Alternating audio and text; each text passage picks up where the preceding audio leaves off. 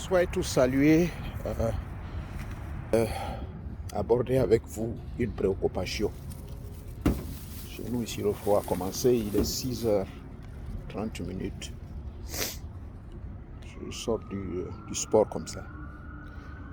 C'est à propos de ce qui s'est passé hier au Gabon. J'ai été dans plusieurs forums, dans plusieurs groupes. Et la question qui revient, c'est celle qui préoccupe tous les Gabonais en ce moment, que ce soit chez nous à l'international, la diaspora, ou au niveau national au Gabon. Oui, il faut que les militaires remettent le pouvoir à M. Ondosa. Oui, en tout cas, oui. Le militaire qui est là, Oligui, c'est le neveu d'Ali Bongo. Oh, ceci, cela. Trop de paroles. Vous êtes libre. Ça vient surtout de la jeunesse. Je suis votre père, je suis votre grand-père. Parce que je suis grand-père de près de 9 petits-fils. Alors, je comprends votre préoccupation.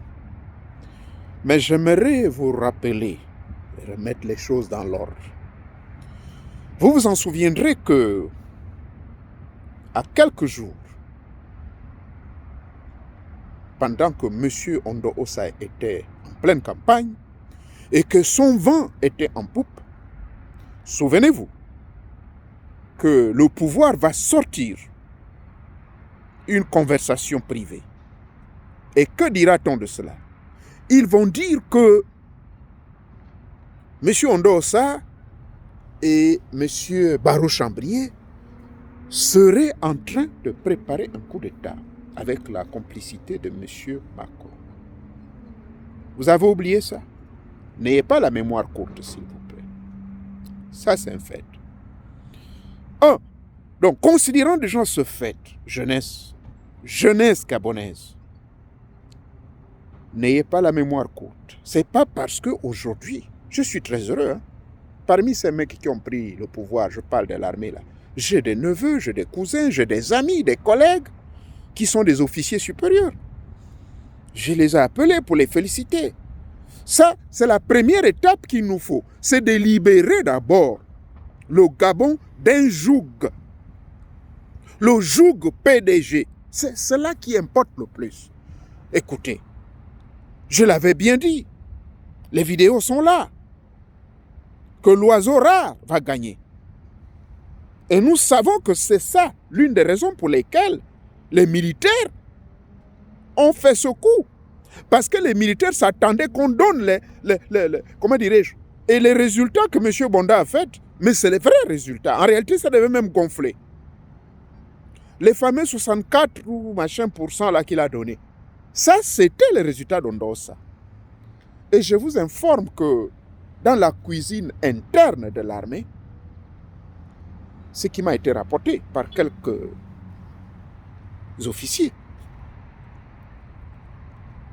c'est quoi? On leur a demandé, vous savez, ça se passe à l'armée, on a demandé à ceux qu'ils amènent vous savez, quand vous partez à l'urne, vous avez la liste des candidats. Et là, on avait le cas du Gabon, on avait seulement 2. Il y avait M. Albert Ondo Ossa et M. Ali Bongo Ondimba. Alors les militaires, on leur exige de montrer qui ils ont voté. Ça là, ça n'a pas plu aux militaires. Parce que je vous dis, les militaires dans leur majorité ont tous voté à 2 os. Je peux dire même 90%. Souvenez-vous, lorsque M. Ondo Ossa disait « Ali Bongo se trompe lorsqu'il pense que l'armée est pour lui.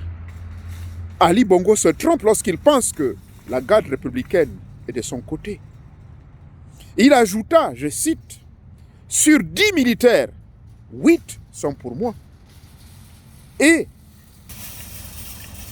2 sont pour Ali. » Il a dit 10 sur 10, 8 sont pour moi, mais 2 sont pour Ali. Pourquoi M. Ondo Ossa l'a dit? Ça ne veut pas dire que forcément il est en train de communiquer avec les militaires. Mais c'est parce que il avait vent et que même les militaires en avaient marre. Comprenez? Deuxième point. Le point auquel je ne veux pas que vous insistiez beaucoup sur cette affaire, donner le pouvoir à Ondosa. Le deuxième point, c'est quoi? N'oubliez pas que ces militaires, M. Oligui, quand même, c'était la main droite de M. Ali Bongo Ondimba. C'est pour cela qu'il n'y a pas eu effusion de sang. C'est pour cela qu'il n'y a pas eu effusion de sang. D'accord? Ils se sont concertés, ces militaires. Et tous ces militaires-là, ils savaient bien que c'est M. Ondosa le vainqueur. Et deuxième point là, c'est que le peuple se disait que le peuple était prêt à agir. Donc les militaires ont anticipé, ils ont dit non. Si le peuple agit là, on ne veut pas crier le sang. L'aspect que moi je vais beaucoup insister, c'est le fait que le pouvoir en place, c'est pas tous qui sont en prison, hein. Monsieur Michel Essongé, il est encore libre là, il est là. Vous connaissez Monsieur Michel Essongé, monsieur très calme, il ne parle pas beaucoup. Mais ça, c'est le vieux de la vieille. Ça, c'est des gens qu'on appelle l'encyclopédie de la politique gabonaise. Ils sont nombreux. Je ne vais pas citer tous les noms. Et Yerendong, on ne l'a pas arrêté. Tous ces mecs-là vont vous dire que, y compris Ali Bongo Ondimba, il est, on appelle ça comment? En résidence surveillée. Tous ces mecs-là sont en résidence surveillée. Mais vous savez ce qu'ils vont dire? Lorsque les militaires, bêtement, heureusement ils sont sages, si les militaires sous la pression du peuple gabonais se permettent de donner le pouvoir à Ondosa, qu'est-ce que les pédégistes ne vont pas dire? Ça, ouvrez bien vos oreilles, hein? Ils diront quoi? Ah, on savait que la fameuse vidéo ou audio, que cet audio soit monté, que cet audio soit vrai, mais ça va alimenter et confirmer la matérialisation des soupçons qu'ils avaient sur M. Ondosa, comme quoi il devait faire un coup d'État. Et moi, j'apprécie beaucoup que M. Ondosa ait la sagesse de ne pas se précipiter à venir parler, dire que non, donnez-moi ma victoire. Non, il ne peut pas commettre cette erreur-là. Est-ce que vous comprenez, jeunesse africaine? Est-ce que vous comprenez ma jeunesse gabonaise, s'il vous plaît? Ça, c'est un homme sage qui vous parle. Un ancien élu du peuple, conseiller municipal, l'un des maires adjoints dans la commune de Gamba, à l'époque, le département d'Ndougou en 1996. Donc, s'il vous plaît, la politique, c'est la sagesse. Hein? Il y a beaucoup de rouages. Et ensuite, nous, en diplomatie, quand je dis nous, parce que je fais également une diplomatie ici, là, à l'école, j'ai appris ça. D'accord? Bien que le boulot que je fais n'a rien à voir, mais ça, en diplomatie, on nous le dit, qu'il y a des choses qu'il faut éviter de dire. Et qu'il faut aller étape par étape. You know, that's what we're saying in politics. You see, here in America, we don't say politics, we say politics. Why? Because you got different ways, different manners, different techniques, different signs. It's so complex.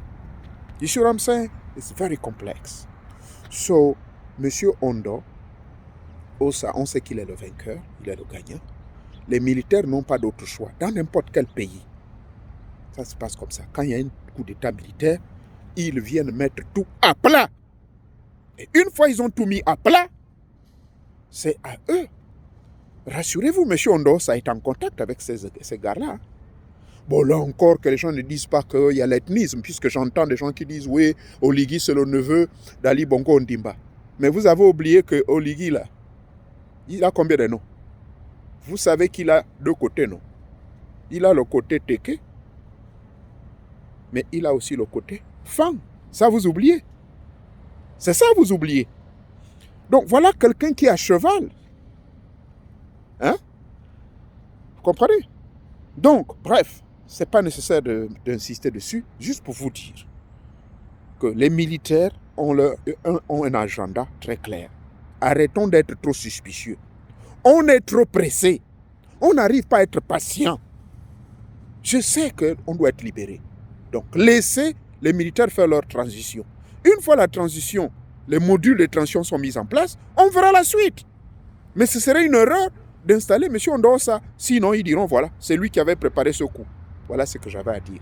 Soyez bénis.